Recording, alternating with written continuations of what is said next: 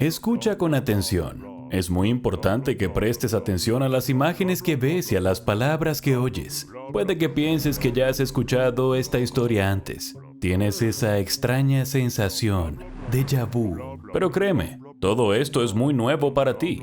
Esta es la historia de una peligrosa especie de criaturas anómalas apodada SCP-939, también conocida como Con muchas voces. 28 de octubre de 1981. Todo comenzó con la desaparición de un agente de campo de la Fundación SCP mientras estaba de servicio. Todo el caso había olido a muerte desde el principio. En las afueras de una ciudad no revelada en un estado americano no revelado, los civiles habían estado desapareciendo en un número inusualmente alto. Esto ya sería preocupante de por sí, pero la situación se agravó cuando los agentes de la ley enviados a investigarlos también desaparecieron. Las desapariciones ya son bastante difíciles de encubrir. Las de las fuerzas del orden son una pesadilla.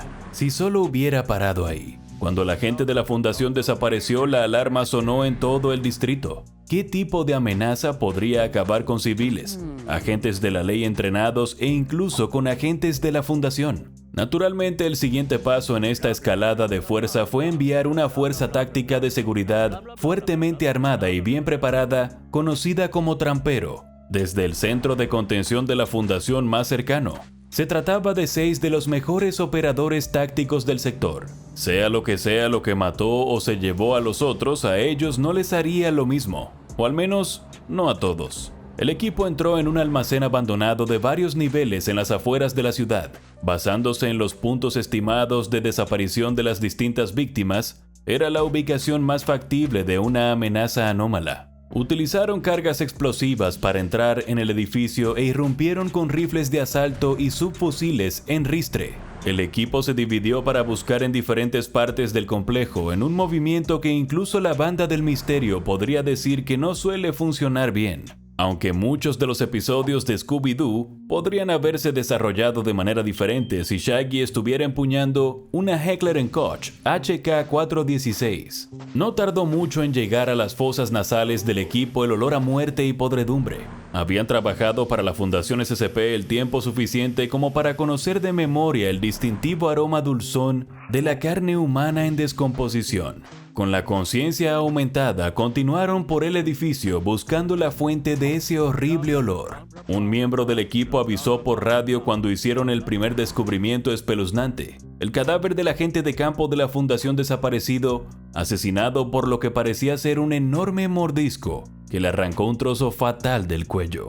Algún tipo de bestia animal le había quitado la vida de un solo golpe decisivo. Una vez más, el nivel de peligro se había elevado para el equipo trampero, pero estaba a punto de empeorar para todos ellos. Algunos de los miembros del equipo que se habían dividido para comprobar los pisos superiores del almacén oyeron de repente los más terribles chillidos procedentes de los niveles inferiores. Oyeron a sus compañeros pidiendo ayuda, claramente angustiados. Ni siquiera utilizaban sus radios, solo seguían gritando y chillando, rogando a los demás que bajaran a ayudarles. Pero cuando el resto del equipo descendió a los niveles inferiores, pronto se dieron cuenta de que habían sido atraídos a una trampa por bestias mucho más inteligentes y diabólicas de lo que habían imaginado. Esta fue la historia de la primera vez que los operativos de la Fundación SCP se encontraron con especímenes del SCP-939 y vivieron para contarlo.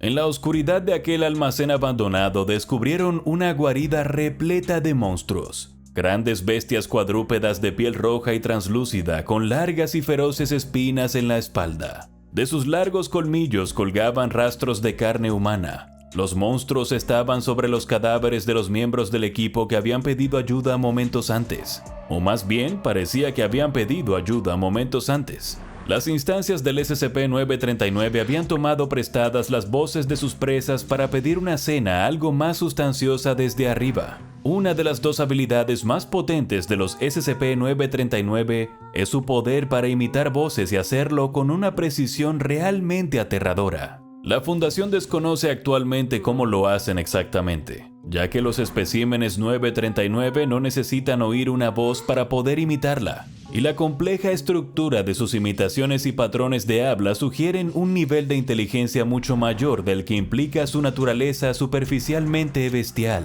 En teoría, podrías mantener toda una conversación con un 939 detrás de una puerta mosquitera y no tener ni idea de que tu interlocutor es una criatura que estaría tan contenta de arrancarte la cabeza del cuello como de hablar contigo. Hablando de eso, volvamos al equipo trampero. Los supervivientes fueron acorralados por una manada de monstruos que utilizaban las voces de sus compañeros muertos. Las criaturas avanzaron con los colmillos goteando, preparándose para arremeter y añadir otros cuantos cadáveres a la cuenta. Afortunadamente, los supervivientes pensaron rápido, abriendo fuego y escapando al pasillo mientras las criaturas les perseguían. Después de un tenso tiroteo y de pedir un considerable contingente de refuerzos desde el lugar de contención cercano, el equipo trampero consiguió controlar la situación por los pelos, evitando por poco convertirse en una voz más del repertorio de este particular nido de 939. La fundación pudo capturar varios ejemplares viables y traerlos para su contención y estudio. Aunque se perdieron algunas vidas, los monstruos fueron capturados. Pero el 939 se distingue del resto de la multitud anómala en varios aspectos, entre ellos el hecho de que sus verdaderos horrores solo se desataron tras la contención. El equipo trampero que había luchado con uñas y dientes para capturar a las criaturas en primer lugar, comenzó a comportarse de forma extraña durante el interrogatorio. A pesar de que sus dispositivos de comunicación registraron un relato de audio relativamente claro del incidente, los supervivientes experimentaron extraños lapsos de memoria. Los detalles que probablemente se habrían grabado a fuego en la mente de cualquier otra persona que experimentara estos acontecimientos estaban completamente ausentes de los recuerdos de los miembros del equipo. Era un fenómeno que la Fundación solo había visto una vez. Era el tipo exacto de comportamiento que exhiben las personas que han recibido tratamiento amnéstico. Fue esta comparación la que les llevó a descubrir el segundo potente efecto anómalo del SCP-939. Respiran literalmente una forma de amnéstico en aerosol, apodado AMN-C227. Inhibe la parte del cerebro que permite a las personas formar recuerdos mientras dura su exposición al gas, creando una especie de camuflaje de memoria en el que los especímenes de 939 son capaces de esconderse. El gas es inodoro, incoloro e insípido. Podrías estar en una habitación llena de él y ni siquiera saberlo. El único indicio de que te han borrado los recuerdos con el AMN-C227 es una extraña sensación de déjà vu que experimentarás si vuelves al punto de exposición. Era un compuesto amnéstico tan eficaz que la Fundación planteó la idea de utilizarlo para sus propios fines, ya que es mucho más fácil conseguir AMN-C227 de 939 que el método habitual de sacrificios a Anantashesha. Desde el perfecto mimetismo de la voz hasta el implacable borrado de la memoria, con el añadido de la caza inteligente en manada y una fuerza de mordida excesivamente poderosa, el 939 parecía ser una especie de depredadores perfectos para atraer y matar a los humanos. Naturalmente la Fundación tenía preguntas. La principal de ellas era, ¿qué demonios son estas cosas y cómo funcionan? Cuanto más experimentaba la Fundación con el SCP-939, más se daba cuenta de que estas cosas no funcionan como cualquier otro ser vivo. Casi todos sus sistemas internos, desde las venas hasta el sistema digestivo, son completamente vestigiales. Debajo de su piel translúcida, estos monstruos están efectivamente muertos. Nada funciona y de alguna manera nada tiene que funcionar. Consumen carne humana, pero la carne simplemente se pudre en su estómago hasta que luego la vomitan. Nada en su biología explica cómo producen amnésticos ni cómo sobreviven técnicamente. Una muestra fue diseccionada por completo, sus diferentes sistemas vitales colocados en varios tubos. Y el monstruo sigue intentando hablar con el personal de la Fundación cuando pasa por su lugar de contención. Algunos de los desplantes infantiles de la criatura se grabaron para la posteridad, y las grabaciones son realmente escalofriantes. ¿Has visto nuestros dibujos? Nos gusta dibujar. Papá los colgaba en la pared, excepto a veces cuando los otros de bata blanca se los llevaban. Papá nos dijo que no hiciéramos dibujos como esos. Le ponían triste, así que nos esforzamos por dibujar otras cosas. Pero a veces se nos olvidaba. A veces papá escondía las fotos o las rompía. Nos decía que no le gustaran. Decía que era para mantenernos a salvo de los malvados médicos de las batas blancas. pero luego los médicos se llevaron a papá. Y algunas de las cosas que ha dicho esta criatura disecada han sido aún más inquietantes. Teníamos mucha hambre. Era malo, pero nos comimos nuestra vieja piel y nuestra vieja cabeza. Sabía bien, pero seguía siendo malo. Seguimos teniendo hambre después de eso y pedimos comida. Nos dieron comida, incluso nuestras favoritas, pero ninguna nos supo bien. Todo lo que sabía bien era un trozo de carne. Pedimos más de eso. Con la esperanza de comprender mejor su biología, la fundación también decidió pasar algunas muestras por el SCP-914, la maquinaria. Como era de esperar, los ajustes grueso y muy grueso destruyeron y deconstruyeron a la criatura. Los datos de la configuración uno a uno fueron redactados, pero lo más aterrador de todo fueron los resultados de los experimentos fino y muy fino. Para la configuración fina, la criatura simplemente volvió a estar muerta.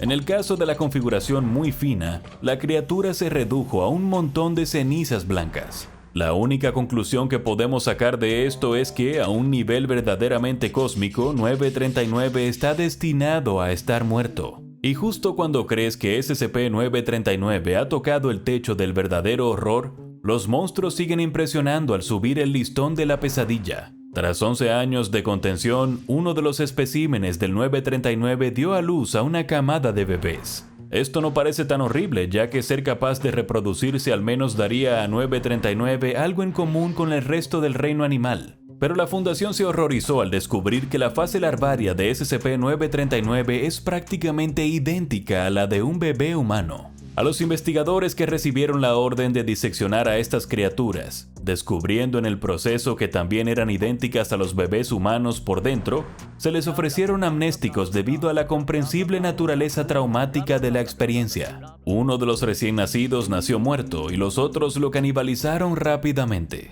Las bestias supervivientes pronto aprendieron a imitar a la perfección las voces y el comportamiento de los niños humanos, lo que supone una razón más para no confiar en ninguno de los sentidos cuando se trata del SCP-939. A medida que crecían y maduraban, las partes más humanas simplemente se desprendían, como una serpiente que muda su piel tras un periodo de dolor e incomodidad prolongados. Más que la mayoría de las criaturas que contiene la Fundación, la mera existencia de SCP-939 es suficiente para provocar una sensación de pavor existencial. ¿Y para una criatura tan llena de sorpresas como el SCP-939? Por supuesto que habría otro giro en la larga y roja cola. Verán, antes mencionamos que la Fundación SCP consideró brevemente utilizar el AMN-C227, el gas amnéstico exhalado por los especímenes de 939, como una forma de amnéstico de clase B. Sin embargo, este plan se canceló más tarde cuando salió a la luz un horrible efecto secundario. La amnesia nunca es una buena sensación. Tener puntos completamente en blanco en la memoria es una experiencia extremadamente angustiosa. Y, como hemos mencionado antes, las personas expuestas al AMN-C227 parecen experimentar una sensación palpable de déjà vu.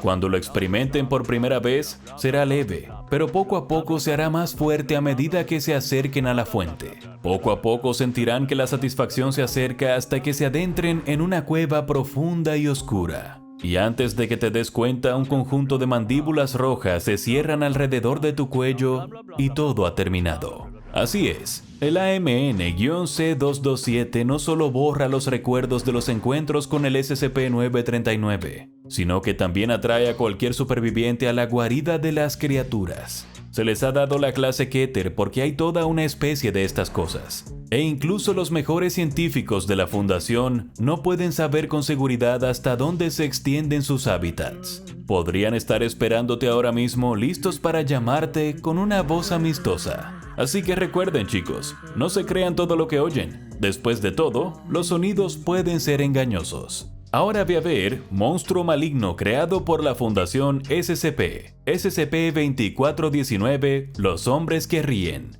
y SCP-002, El Cuarto Viviente y las habitaciones SCP más terroríficas, para ver más criaturas aterradoras de SCP.